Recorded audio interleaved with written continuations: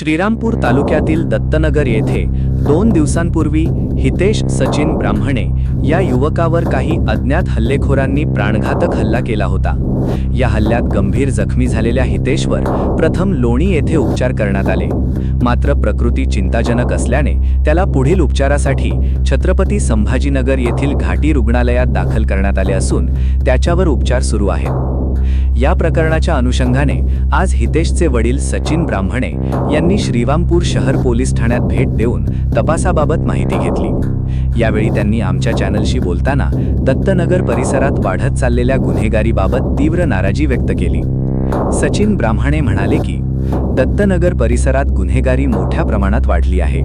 परिसरात काही सराईत गुन्हेगारांची दहशत असून सामान्य नागरिक भयभीत वातावरणात जीवन जगत आहेत। याच पार्श्वभूमीवर माझ्या मुलावर प्राणघातक हल्ला करण्यात आला।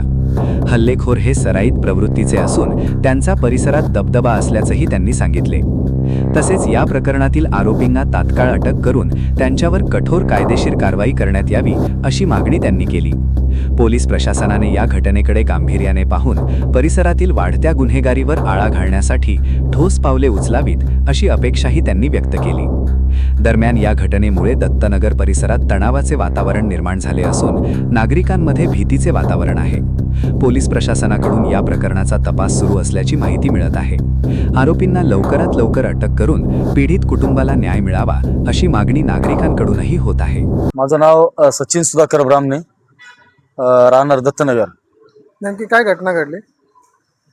शुक्रवारी संध्याकाळी साधारणतः 7:30 8 दरम्यान मध्ये रविवारी म्हणजे आज माझ्या घराची घरभरणी होती, त्यामुळं बरंचसं सामान पिठाच्या गिरणीतून दळण आणायचं दत्तनगरमध्ये। माझ्या आईबरोबर ॲक्टिवा गाडीवर माझा मुलगा धान्याचे गव्हाचे पोते आणि डाळ हे दळण्यासाठी त्या ठिकाणी गेला होता। आणि रस्त्यामध्ये तिथं जात असताना त्या ठिकाणी चिमण्या भीमराज बागुल, रितेश आढाव, धनराज जाधव म्हणून एक कोळगे, त्याचं संपूर्ण नाव मला माहित नाही, सुजित काहीतरी नाव आहे त्याचं, आणि एक जाधवचा मुलगा, असे एक 5-6 जण त्या ठिकाणी आले। आणि आई संघ असताना मुलगा गाडी चालत होता, त्याला चारी बाजूने त्या ठिकाणी त्यांनी पकडला आणि भीमा बागुलच्या मुलाने त्याच्या मागून पाठीमध्ये त्याच्या चाकू खुपासला। आणि बाकीच्या जो त्याच्याबरोबर जे साथीदार होते त्या लोकांनी त्याच्या पाठीच्या मागच्या भागात पोटऱ्यामध्ये, पायामध्ये कत्तीचे वार आहे, काही चाकूचे वार आहे त्या ठिकाणी।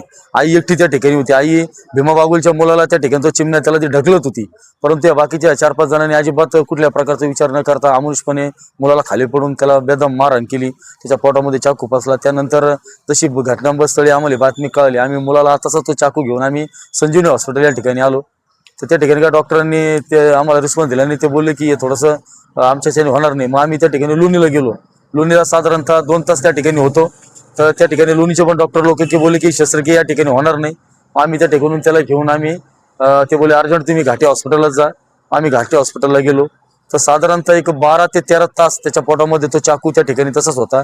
आणि त्यांनी श्रीरामपूर शहर पोलीस स्टेशनमध्ये जे API जाधव साहेब त्या ठिकाणी त्यांच्या पूर्ण ताफ्यासहित त्या ठिकाणी आले होते, त्या ठिकाणी त्यांनी स्टेटमेंट दिलेली। त्या ठिकाणी त्यांनी सगळे माझ्या मुलांनी ज्यावेळेस त्याला बोलता येत होते व्यवस्थित, त्या ठिकाणी त्यांनी चिमण्या बागुल जे काही त्याच्याबरोबर त्याचे जे साथीदार होते त्या सर्वांचे नाव त्या ठिकाणी त्यांनी दिलेले आहेत। तर पोलिसांच्या म्हणण्यानुसार या ठिकाणी 2च आरोपी या ठिकाणी पकडलेले, अजून पण बाकीचे आरोपी फरारी। आणि आमची प्रशासनाला विनंती आहे की हे मुलं हॉस्पिटलमध्ये येऊन देखील माझ्या मुलाला पुन्हा एकदा मारू शकतात, त्यामुळे मला माझ्या कुटुंबाला आणि तिथं हॉस्पिटल औरंगाबाद या ठिकाणी मला हेड कॉन्स्टेबलची त्या ठिकाणी गरज आहे। मी पुरुष आंबेडकर चळवळीमधला एक सामाजिक कार्यकर्ता आहे। गोरगरिबासाठी आम्ही झटत असतो आणि अशा पद्धतीचा जो माझ्यावर जो काही अत्याचार झालेला आहे त्या अनुषंगाने आमच्या दत्तनगर आंबेडकर वसाहत या भागातून असंख्य महिला यांनी आतापर्यंत 8 ते 9 जणांना असे चाकूने तलवारीने वार केलेले। त्या मुलांचे सुद्धा यांच्या विरोधामध्ये गुन्हे दाखल आहेत, परंतु पोलिसांनी कुठल्या प्रकारची त्यांच्यावर देखील कारवाई केलेली नाही, त्यामुळे यांचं मनोबल वाढलेलं आहे। आणि पोलीस स्टेशनमध्ये या सर्वांवर मोके दाखल करण्यात यावे या अनुषंगाने मी माझ्या कुटुंबासहित एवढ्या 2 दिवसानंतर आमचा मोर्चा निघणार आहे आणि आम्ही सर्वजण उपोषणाला बसणार आहे।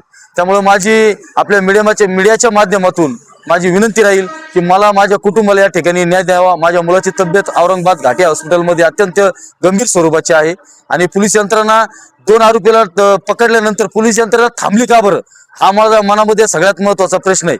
कारण यामध्ये कुणी राजकीय आक्षेप करतो का असा मला या ठिकाणी कुठेतरी वास यायला लागलेला आहे. कारण माझा मुलगा त्या ठिकाणी ऍडमिट आहे, आम्ही सर्व कुटुंब त्या ठिकाणी आहे. आणि इकडे पोलीस यंत्रणा 2 आरोपीला पकडल्यानंतर सगळे शांत बसून गेले. तर या आरोपीला लवकरात लवकर पकडण्यात हे लोक माझ्या मुलाला त्या हॉस्पिटलमध्ये येऊन पुन्हा जीव मारतील हा माझ्या मनामध्ये 100% थाक आहे. कारण माझी आई भर रोडमध्ये, या लोकांनी भर रोडमध्ये सगळे एवढे लोक असताना यांची एवढी डिरिंग कशी होती, यांचं मनोबल कसं वाढतं, यांचं धैर्य कसं वाढतं. तुम्ही दत्तनगर या ठिकाणी जाऊन या बाईट तुम्ही लोकांच्या घेतल्या पाहिजे. यांना खतपाणी कोण घालतंय, काय करतंय, तर त्यामुळे यांच्यावर 100% कारवाई झाली पाहिजे अशी माझी विनंती.